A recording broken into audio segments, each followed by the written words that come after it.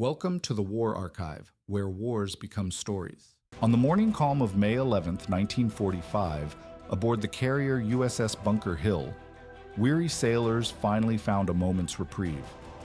After 58 days of unrelenting combat operations, men leaned against the rails, smoked cigarettes, and tried to pretend the war had loosened its grip, if only for a heartbeat. The salty breeze carried laughter, the sound of poker chips clinking on the mess deck, and the faint hum of aircraft engines in the distance. For these sailors, Okinawa felt like another world, a bloody nightmare unfolding far beyond the horizon. But that illusion shattered in an instant. From a break in the cloud cover above, a lookout's alarm cut through the ship, two Japanese Zeros streaking down like bolts of steel vengeance. There was barely time for the gunners to swing their weapons skyward before the planes plunged at impossible angles. The first slammed into the deck, its payload erupting into fire. The second followed, skimming just above the waves before striking the carrier with another concussive blast. The Bunker Hill shuddered as fire rolled across her decks. Metal screeched under the inferno's heat. Ammunition ignited, and men were hurled like ragdolls into walls of flame and smoke. Those below deck clawed their way through choking fumes to find ladders and hatches already twisted by the blast. In the chaos, heroism and terror lived side by side, sailors dragging burning comrades from the wreckage, others disappearing into the blaze with no hope of return. For hours the ship burned, a floating pyre on the Pacific. Nearly 700 men were killed or wounded that day. And yet, even as flames consumed her hull, Bunker Hill refused to sink. She endured, scarred but afloat, a grim testament to the price of the war now reaching its crescendo. The battle that claimed her strength was not an isolated strike, but part of something larger, darker, and more relentless. The assault on Bunker Hill was only one fragment of the storm that swept Okinawa, the bloodiest struggle of the Pacific War. This island, a mere speck on the map, became a crucible where steel, fire, and flesh melted together. Between April 1st and June 22, 1945, the 82-day clash would claim the lives of over 200,000 soldiers and civilians. It was a battle so costly, so all-consuming, that it forced American leaders to confront an unthinkable question. If Okinawa exacted such a toll, what horrors would await in an invasion of Japan itself? The story of Okinawa does not begin with the Bunker Hill. It begins with a campaign already soaked in blood, the capture of Iwo Jima, and with the looming shadow of a final confrontation that threatened to engulf the Japanese homeland. This is the story of that turning point when the war in the Pacific reached its most brutal crescendo and when the future of the world hinged on the fate of a single island. The battle for Iwo Jima ended on March 26, 1945. The cost was staggering. Over 26,000 American casualties, with nearly 7,000 dead, for a volcanic island only 8 square miles in size. Its black sands and jagged cliffs were still fresh in the memories of the men who fought there, a wound too recent to heal. For many Marines, the haunting echoes of banzai charges and the sight of comrades buried beneath volcanic ash would follow them across the Pacific. Yet even as the blood dried on Iwo Jima, a new and larger test already loomed. That test was Okinawa. Just 350 miles, or 563 kilometers, from Kyushu, the southernmost of Japan's main islands, Okinawa was more than a stepping stone. It was the doorway to Japan itself. From Okinawa's airfields, American B-29s could bomb Japan with ease.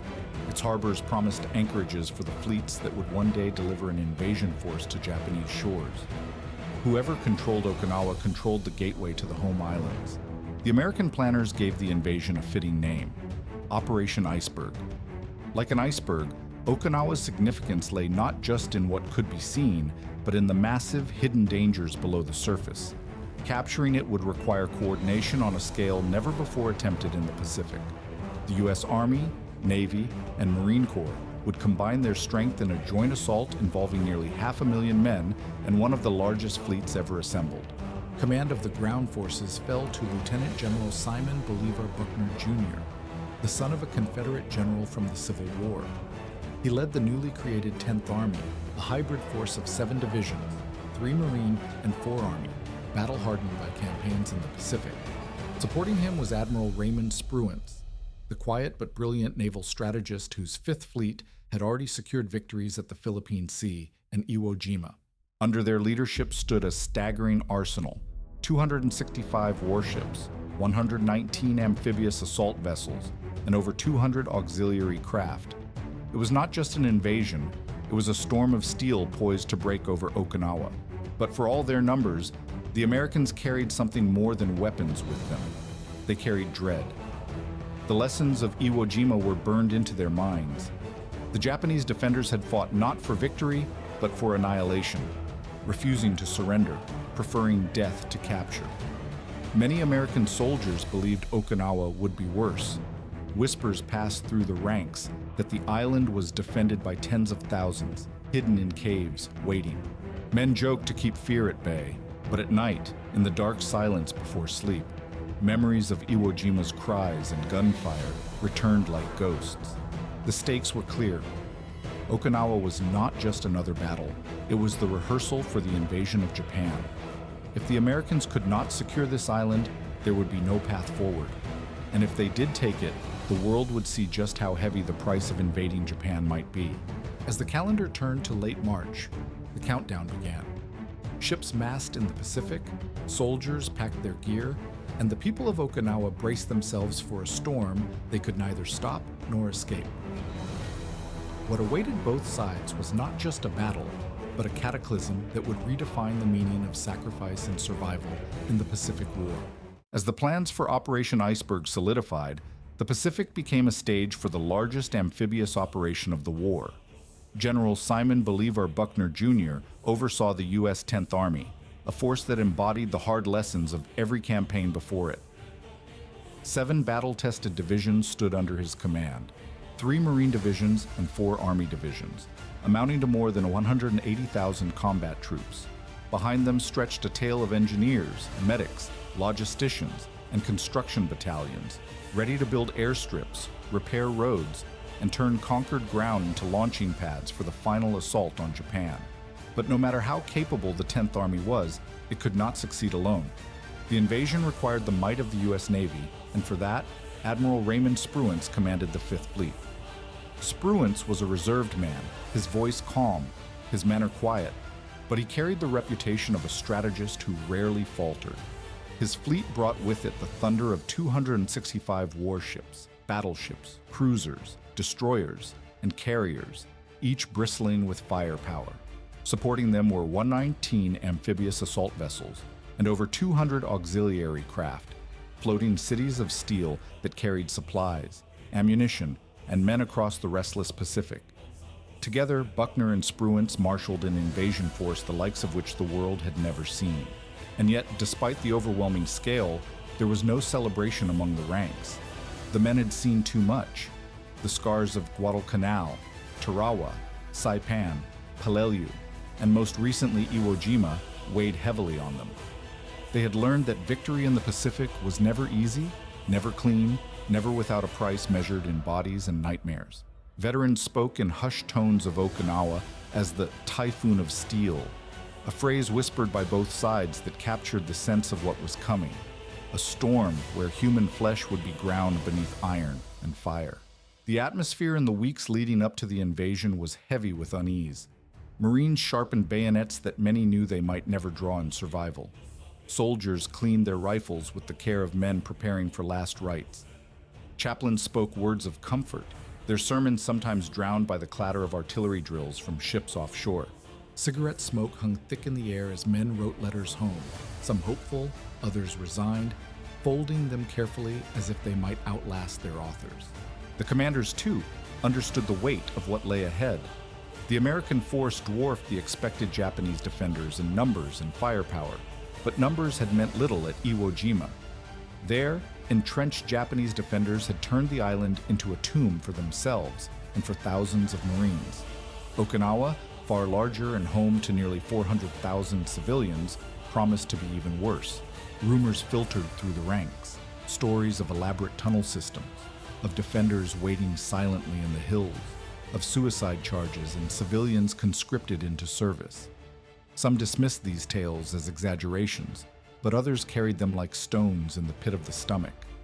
The enemy had always proven resourceful, and every man knew the Japanese garrison on Okinawa would be no different. By late March, the Armada was ready. Hundreds of ships gathered off the coast, stretching from horizon to horizon. To sailors standing on deck, the sight was awe-inspiring and terrifying, an ocean filled not with water, but with steel. Each vessel carried within it men who would soon storm the beaches, climb the ridges, and crawl through the mud of Okinawa. For many, the thought was inescapable. Some of those ships would return home half empty, their decks stained by the same fire and smoke that had scarred the Bunker Hill. The invasion of Okinawa was no longer an abstract plan. It was real, imminent, and it carried with it the weight of destiny. For the Americans, it was the gateway to Japan. For the Japanese, it was the last line of defense before their homeland. And for the men on both sides, it was a descent into the deadliest battle the Pacific would ever know. While the American Armada assembled offshore, on Okinawa itself, the defenders prepared a different kind of storm. The task fell to Lieutenant General Mitsuru Ushijima, commander of the Japanese 32nd Army. A career officer, Ushijima was calm and deliberate, a man who understood both the futility of his situation and the duty that bound him. His orders from Tokyo were clear: make Okinawa a fortress. If they could not stop the Americans, then they would bleed them so badly that an invasion of the Japanese home islands might be reconsidered. Unlike the Americans, Ushijima had no illusions of air or naval superiority. The Imperial Japanese Navy was shattered, its carriers sunk, its battleships crippled, its once proud fleets now shadows. In the skies, American B-29s and carrier aircraft dominated. Against such overwhelming force, Ushijima devised a defensive plan rooted in terrain and patience. Rather than contest the beaches, a tactic that had cost Japan dearly at Saipan and Peleliu, he allowed the Americans to land unopposed. Instead, his men would wait inland, behind carefully constructed lines in Okinawa's rugged south. Here, hills, ridges, and limestone escarpments created natural strongholds, ideal for defense. Japanese engineers carved more than 60 miles, 96 kilometers, of tunnels through the rock. Caves became barracks, command posts, ammunition depots, and hospitals. Entire divisions could vanish underground, safe from bombardment, only to emerge at night like phantoms. Central to this defense was the Shuri Line, a belt of fortifications stretching across the southern eighth of the island. From reverse slopes, Japanese machine guns and mortars commanded killing zones where advancing troops would be exposed. Mortar tubes were pre-sighted, artillery hidden in caves that could fire and disappear, and minefields laced the approaches. It was not one wall, but a labyrinth designed to grind an enemy into dust. In all, Ushijima commanded roughly 67,000 regular soldiers, bolstered by 9,000 naval infantry and nearly 24,000 conscripts drawn from Okinawa's civilian population. Many of these conscripts were teenagers, old men or women, given little training and armed with bamboo spears or outdated rifles. The Japanese High Command had ordered the slaughter of Okinawa's livestock, reasoning that cattle and horses would only fall into enemy hands. Civilians were forced to subsist on sweet potatoes instead of rice, their daily lives reduced to hunger and fear. For Okinawa's people, the coming battle promised tragedy on an unimaginable scale. Torn between loyalty to the emperor and the instinct to survive, they were caught in the tightening jaws of war. Some were forced to dig trenches, others to carry supplies or serve as lookouts. Whispered rumors suggested that if the Americans landed, civilians should kill themselves rather than be captured, for capture meant dishonor. Such rumors were not baseless. Japanese propaganda had long painted Americans as brutal monsters who would enslave or torture those who surrendered. Families quietly stored away grenades, blades, or rope, dark reminders of what they might be expected to do. By April 1945, Ushijima's fortress was ready.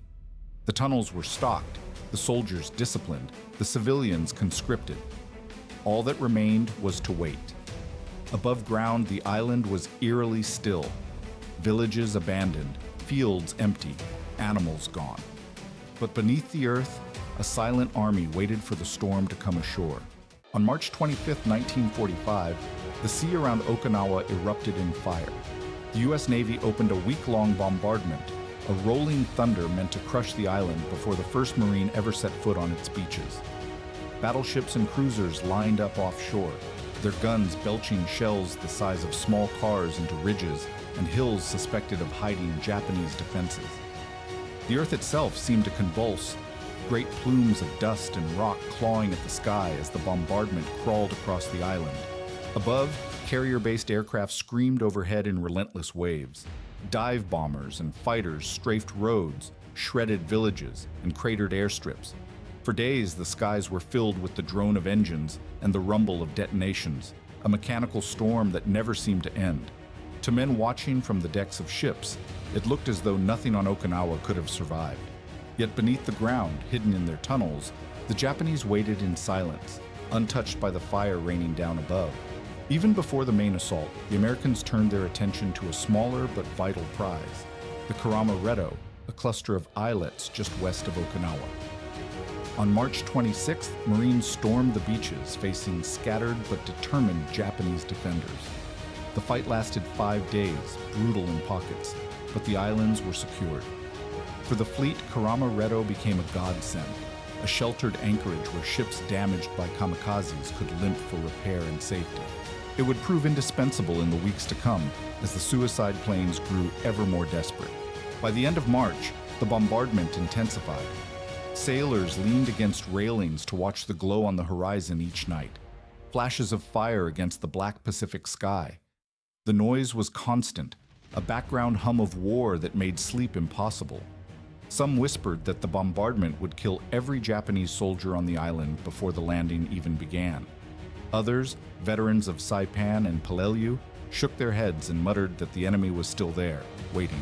For the civilians of Okinawa, there was no escape. Fields, homes, and temples were torn apart, reduced to smoldering rubble. Families huddled in caves, praying the earth itself would protect them.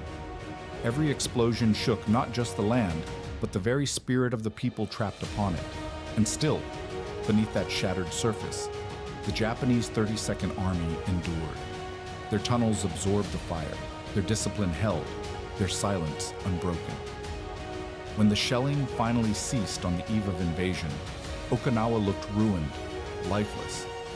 But the silence that followed was not peace. It was a warning. The Americans had hammered the island with everything they had. Yet, as dawn approached on April 1st, no one knew what awaited them on those beaches. Would the landings mirror the carnage of Tarawa, or would the Japanese spring their trap inland? All that the men of the 10th Army knew was that the waiting was almost over. The real test was about to begin. April 1st, 1945, Easter Sunday. The men of the U.S. 10th Army braced themselves as dawn broke over the Pacific. This was L-Day, the long-awaited invasion of Okinawa. More than 60,000 troops crowded into landing craft. The horizon behind them choked with the silhouettes of warships. Engines roared, spray whipped into faces, and the smell of oil and gunpowder clung to the air. For many, it felt like a march into hell. They expected machine guns to rake the beaches, artillery to churn the surf red. Instead, their landing crafts crunched onto sand almost untouched by fire. The ramps dropped, boots splashed into shallow water, and soldiers advanced across beaches eerily empty. The only sounds were the crash of waves and the distant rumble of American naval guns still firing inland. By nightfall, the Americans had achieved the unthinkable, 60,000 men ashore with barely a fight. They seized the airfields at Yontan and Kadena, vital prizes that would allow fighters and bombers to operate over Japan's doorstep. Engineers worked quickly to make them operational, while Marines raised flags over captured hangars. Some soldiers laughed nervously, joking that the Japanese must have fled the island altogether.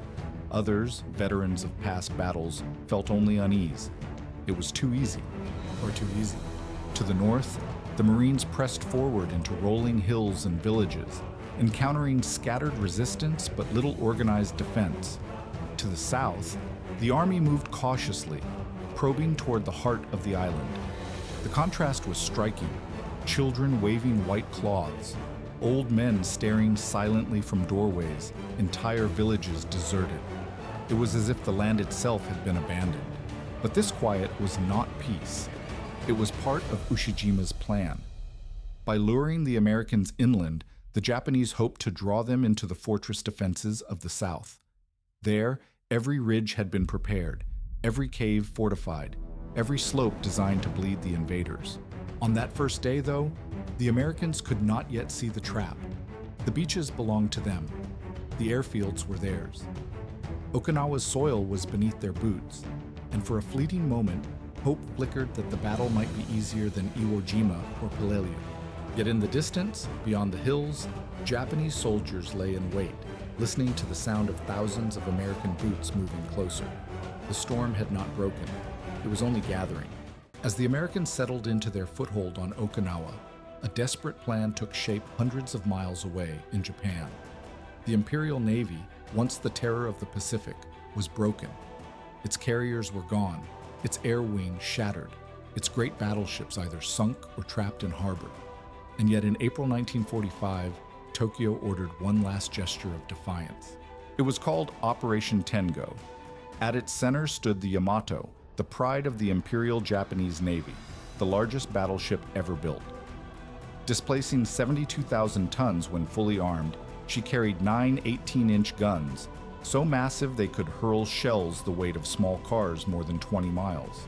To many Japanese, the Yamato was not just a warship. She was a symbol of national pride, a floating fortress embodying centuries of martial tradition. But by 1945, symbols could not defeat fleets. The Yamato had no air cover, no real escort, and almost no chance of surviving what awaited. Alongside her sailed just 9 smaller warships, ordered to steam south on what was, in truth, a one-way mission. Their task was to charge into the American fleet off Okinawa, beach themselves if necessary, and use their guns until they were destroyed. Few among her crew doubted the outcome. Some called it sacrifice. Others called it suicide. On April 6th, the Yamato set sail. The next day, American submarines and reconnaissance planes spotted the force. Immediately, Admiral Spruance unleashed his carriers. At dawn on April 7th, 386 U.S. aircraft swept down on the Japanese formation. Dive bombers, torpedo planes, and fighters struck in coordinated waves, their pilots knowing they faced not just ships, but legend itself. The sea boiled around the Yamato as torpedoes ripped into her hull. Bombs slammed into her decks, igniting secondary explosions. Still, her great guns fired defiantly, the thunder of 18-inch shells echoing across the Pacific. Her escorts fell first, consumed in fire and spray. Then the Yamato herself slowed, listing heavily to port as water rushed into her wounds. At 2:23 in the afternoon, she capsized and exploded, her magazine detonating in a blast so enormous it sent a mushroom cloud 6 kilometers into the sky. More than 3,000 men perished with her.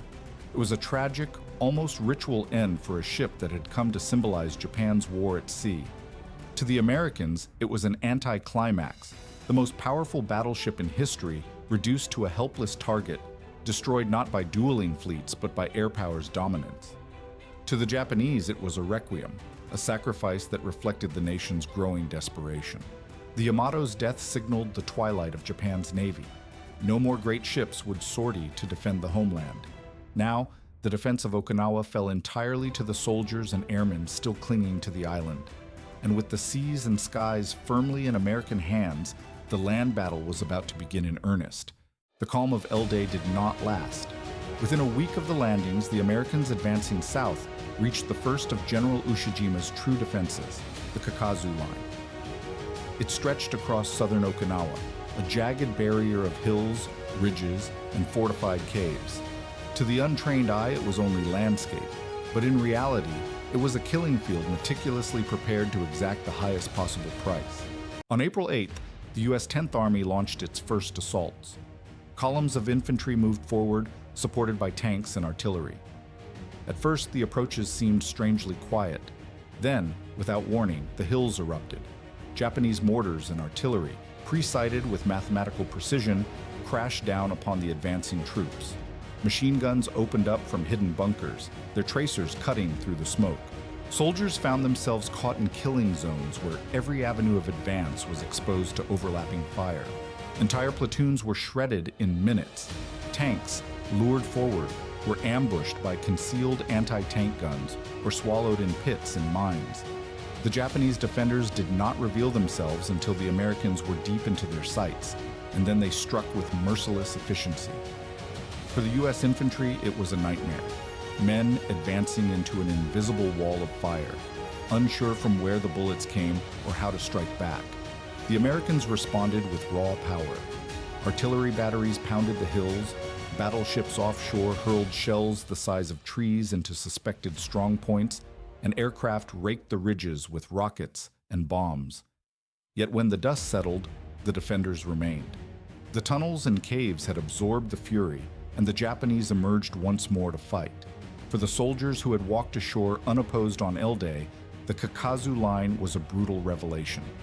Okinawa would not be won quickly, nor cheaply. Every ridge concealed an enemy, every cave a machine gun nest. Progress was measured not in miles, but in yards of earth soaked in blood. The fighting continued for days, the Americans inching forward under constant fire. Men crawled through mud, clawing at the earth for cover. Casualties mounted at an alarming rate. The silence of L-Day now seemed like a cruel trick, a prelude to the true face of Okinawa. A battle not of swift maneuvers, but of grinding attrition, where the terrain itself was a weapon. By mid-April, it was clear to all. The Japanese had no intention of surrendering Okinawa's south. They would fight for every cave, every hill, every stone, and this was only the beginning. While the U.S. Army battered itself against the Kakazu Line in the south, the Marines of the 6th Division turned northward. Their task was to secure the rest of the island above the Ishikawa Isthmus and eliminate any chance of counterattacks from that direction. Compared to the horrors waiting in the south, the northern campaign seemed almost merciful. The terrain was rugged, with steep hills and thick forests, but the Japanese presence was light.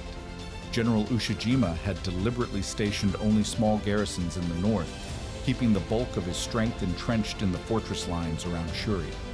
As a result, the Marines encountered only scattered resistance. Small outposts, sniper fire from jungle ridges, and ambushes meant more to harass than to halt. That did not mean the fighting was easy. Each hill still had to be taken, each cave cleared by grenades and flamethrowers, each village searched for hidden defenders.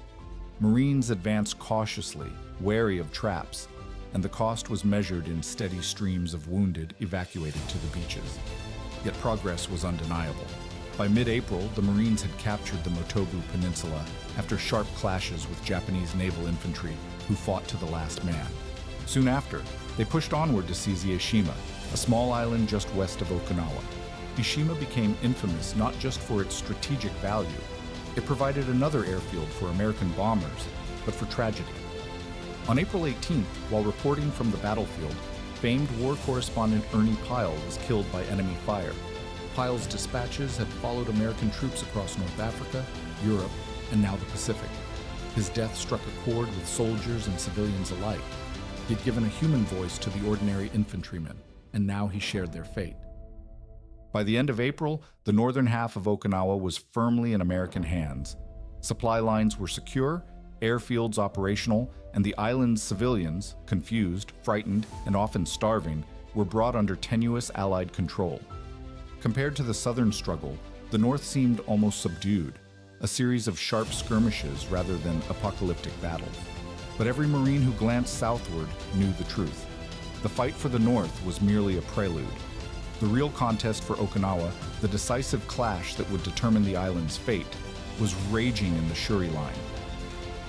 There, the Japanese army waited in its fortress of stone and tunnels, prepared to bleed the Americans for every step they took. By mid-April, all eyes turned south, where the Shuri Line stretched like a scar across Okinawa. It was here that Lieutenant General Ushijima and his men had chosen to make their stand. At its center sat the ancient castle of Shuri, once the seat of Okinawa's Ryukyu kings, now transformed into a bastion of concrete and steel. Around it wound a labyrinth of fortified ridges, caves, and underground galleries, an interlocking system of defenses designed to halt the Americans at any cost. On April 19th, the U.S. 10th Army began its full-scale assault.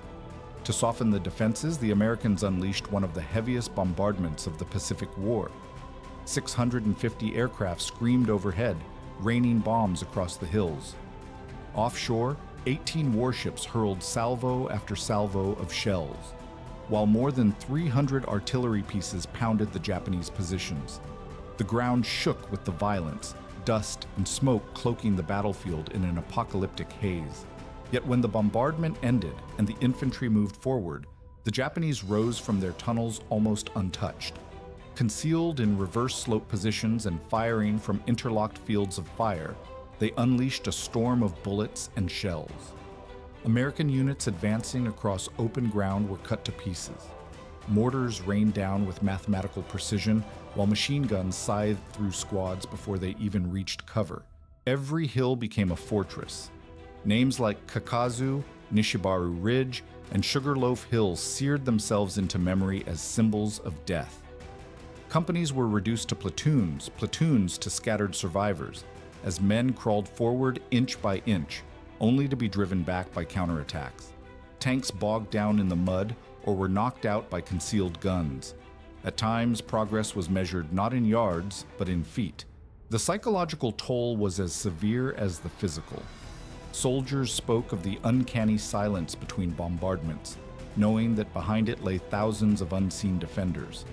At night, flares illuminated shattered landscapes where corpses lay uncollected, and the cries of the wounded mingled with the ceaseless crack of sniper fire.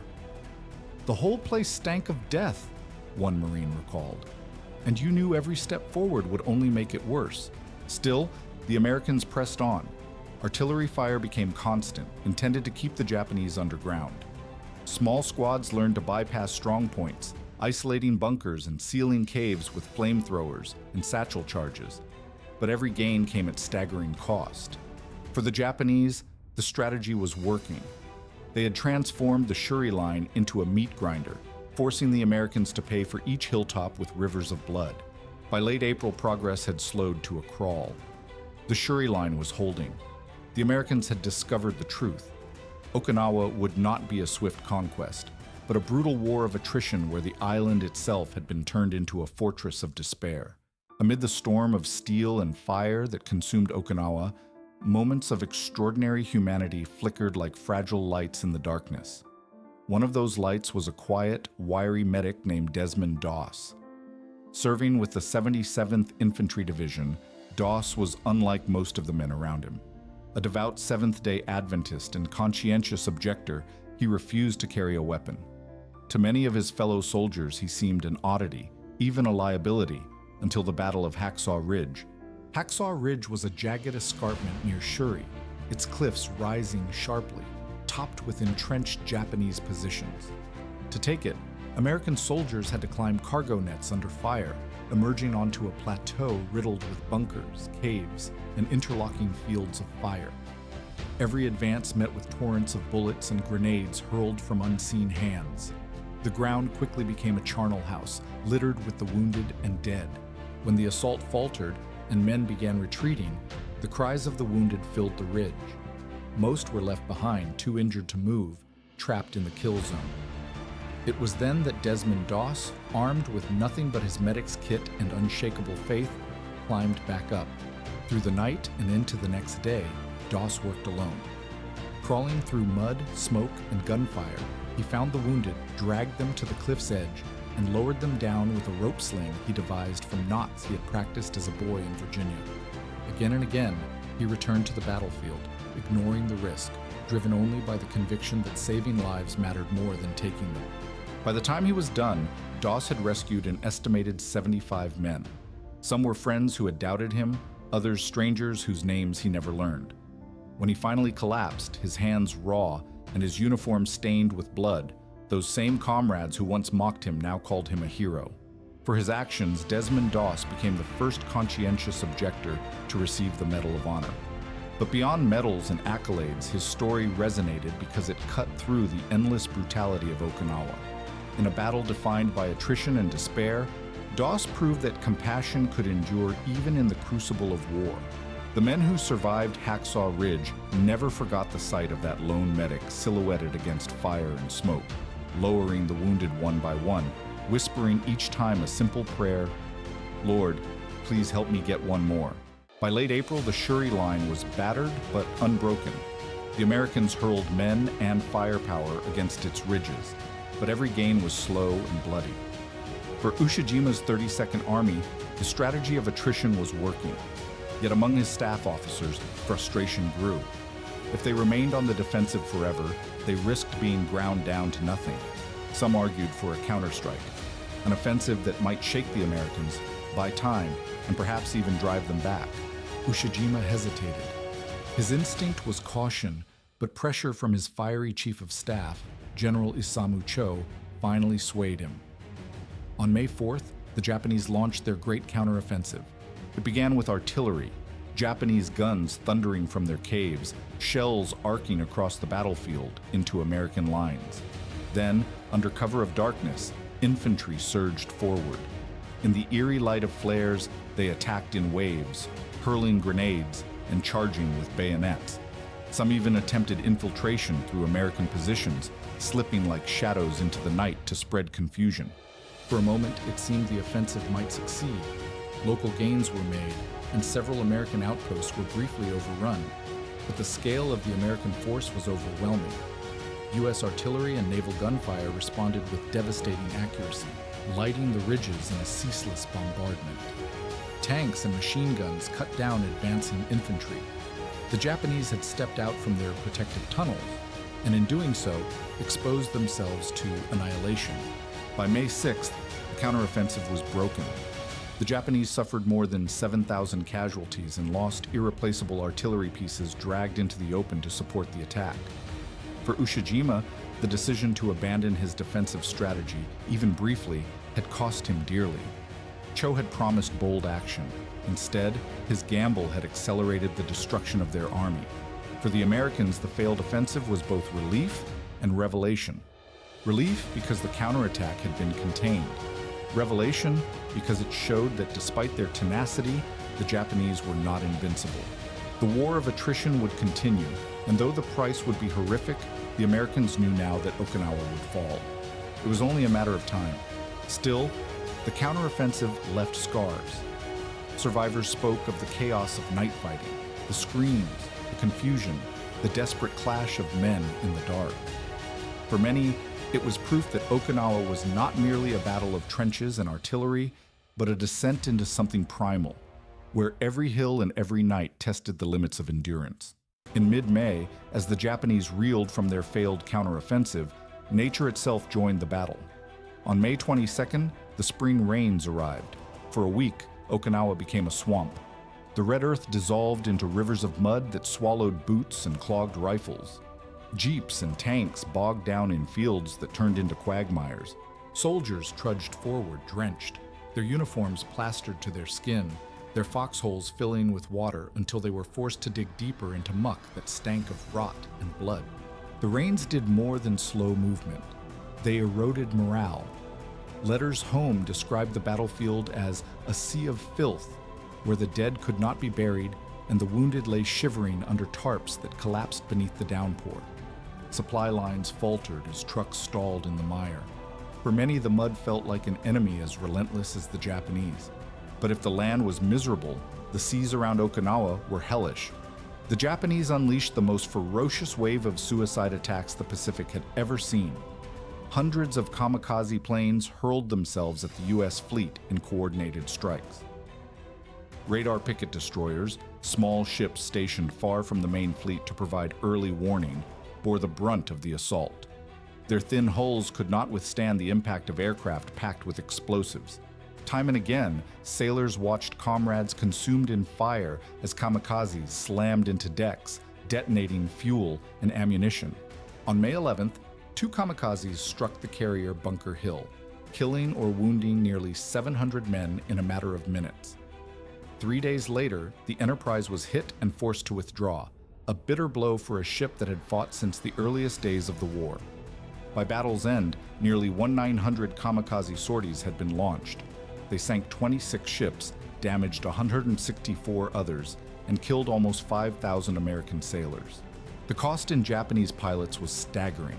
Thousands of young men trained for death, Many barely out of school, their lives extinguished in flames before they ever truly began. To the Americans, the kamikazes were terrifying, yet also grimly illuminating. If this was the ferocity with which Japan defended Okinawa, what awaited in the skies over Tokyo or Osaka? Some sailors began to wonder whether an invasion of the home islands was even possible. For those on land and sea, Okinawa had become a theater of unending torment, mud sucking at every step, rain blurring every horizon, and suicide planes falling from the sky like burning meteors. Yet through it all, the Americans pressed forward, inch by inch, toward the heart of the Shuri Line. By late May, the once formidable Shuri Line was beginning to crumble. Weeks of bombardment, rain, and constant assaults had bled Ushijima's defenders white. Entire battalions were reduced to scattered survivors huddling in caves. Supplies dwindled, food grew scarce, and ammunition was rationed for only the most desperate moments.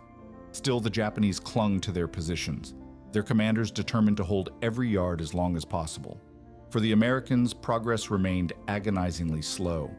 Every advance meant storming another hill, clearing another network of caves, and enduring ambushes that sprang from the earth itself.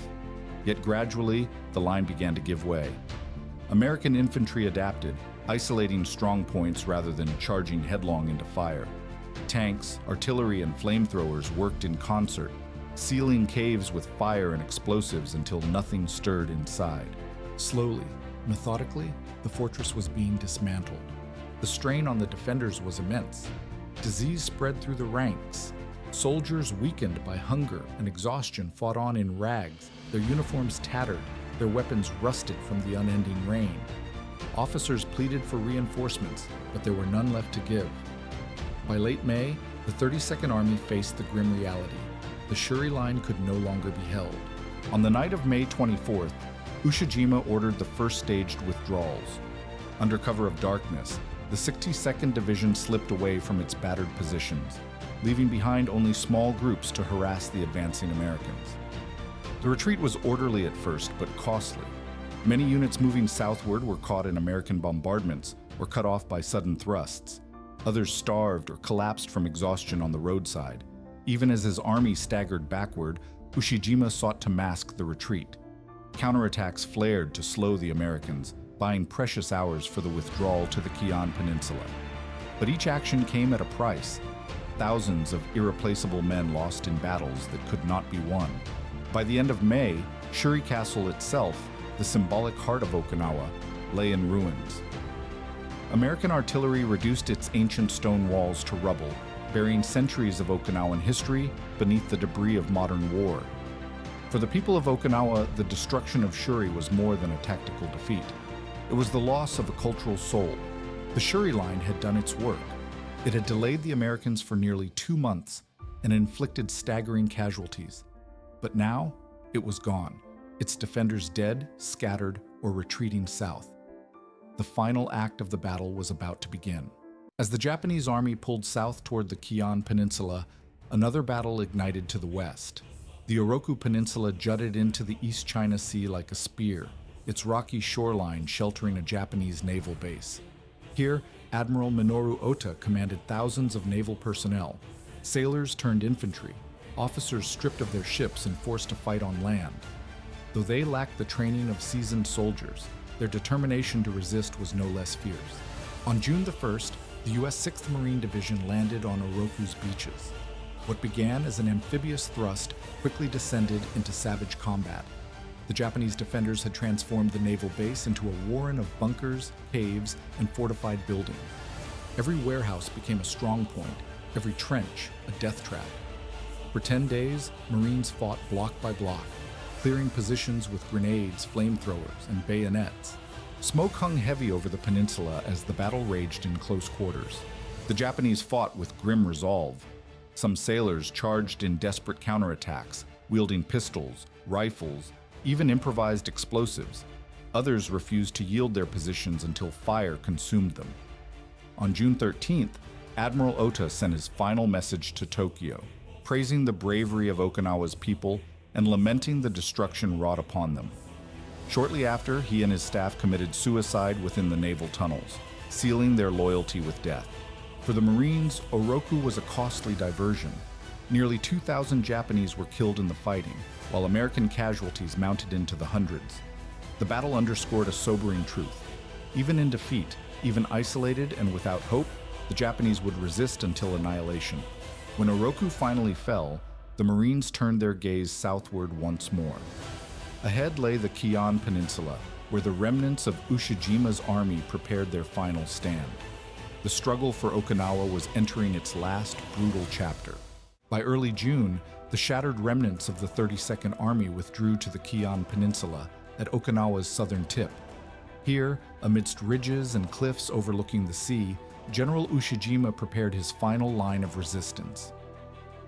The once mighty army that had manned the Shuri defenses was now reduced to a desperate remnant, some 30,000 soldiers, many wounded, starving, and without hope of relief. Supplies were gone, ammunition was scarce, and disease spread unchecked. Still, they dug in, determined to fight to the end. The Americans knew the end was near. On June 9th, the 10th Army launched its final assault. Infantry crept forward behind rolling artillery barrages. Tanks lumbered across sodden fields, and aircraft screamed overhead, blasting cave mouths and trenches. The Japanese replied with what little they had left: scattered mortars, sniper fire, and sudden counterattacks that collapsed almost as soon as they began. The line was buckling, and with it, the last hope of organized Japanese resistance on Okinawa. Even in victory, tragedy haunted the Americans. On June 18th, General Simon Bolivar Buckner Jr. was killed by enemy artillery while observing the front. His death shocked the men under his command. He had led them with steady resolve through the ordeal of Okinawa, and now, just days before the end, he fell to the same shell fire that had claimed so many of his soldiers. Buckner became the highest-ranking American officer killed by enemy fire in the Second World War. With Buckner's death, command passed to General Roy Geiger of the Marines, and soon after to General Joseph Stilwell. But by then, the outcome was certain.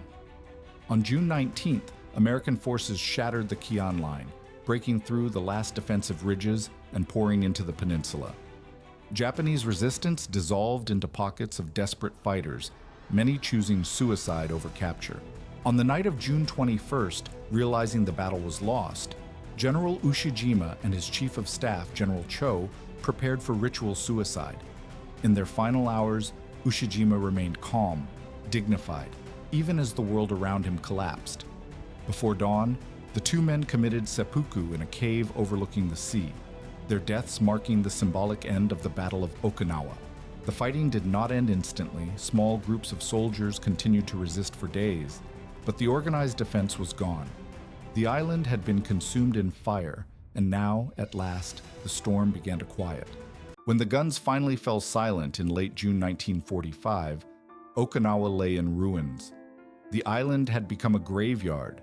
More than 12,000 Americans were dead, another 36,000 wounded, and tens of thousands more sick or broken by exhaustion. Among them were not only soldiers but medics, chaplains, and sailors who had endured weeks of fire and steel. The U.S. Navy had suffered its heaviest losses of the war, nearly 5,000 sailors killed, hundreds of ships damaged or sunk, many by kamikazes that seemed to fall endlessly from the skies. For Japan, the toll was catastrophic. Virtually the entire 32nd Army was annihilated. Out of roughly 77,000 soldiers, only about 7,400 surrendered. The rest were dead, buried in caves, entombed beneath collapsed bunkers, or consumed by fire. Officers carried out ritual suicides. Junior soldiers fought to the last bullet, and civilians conscripted as militia fell in droves. Worst of all was the suffering of Okinawa's own people. Trapped between two armies, they bore the heaviest burden. Estimates suggest that as many as 100,000 civilians, nearly a third of the island's population, perished. Some were killed in crossfire, others starved or fell to disease in the chaos. Thousands more were victims of Japanese propaganda, told that surrender to Americans meant dishonor or worse. Families hurled themselves from cliffs. Parents took their children's lives before ending their own. Survivors would carry the scars, physical and emotional, for the rest of their lives. The scale of the bloodshed horrified even seasoned commanders. General Joseph Stilwell called Okinawa the most ghastly corner of hell I've ever witnessed. The Americans had won, but it was a victory steeped in grief, one that forced them to confront the grim reality of what lay ahead. If Okinawa cost over 200,000 lives in less than 3 months, what would an invasion of the Japanese home islands demand? That question haunted the halls of Washington. It was not lost on President Truman or on the planners of Operation Downfall, the projected invasion of Japan, that Okinawa had become a preview of the unimaginable. Every mile gained had been paid for in blood. Every cave concealed new horrors. To invade Japan itself might cost millions of lives, American and Japanese alike. And so, even as Okinawa was secured, another decision took shape. In the laboratories of New Mexico, a weapon unlike any the world had ever known was nearing completion. The atomic bomb promised a way to end the war without storming Tokyo's beaches or repeating Okinawa's ocean of suffering. Whether it was mercy or terror depended on the eye of the beholder. But it was Okinawa, with its mountains of dead, that helped tip the scales. The Battle of Okinawa was more than the last great clash of the Pacific War. It was a crucible that tested the limits of human endurance, a storm of steel and fire that scarred an island and all who fought upon it. Its legacy was written not just in victory, but in the staggering price of that victory. A price that would echo into the final days of World War II and the dawn of the atomic age.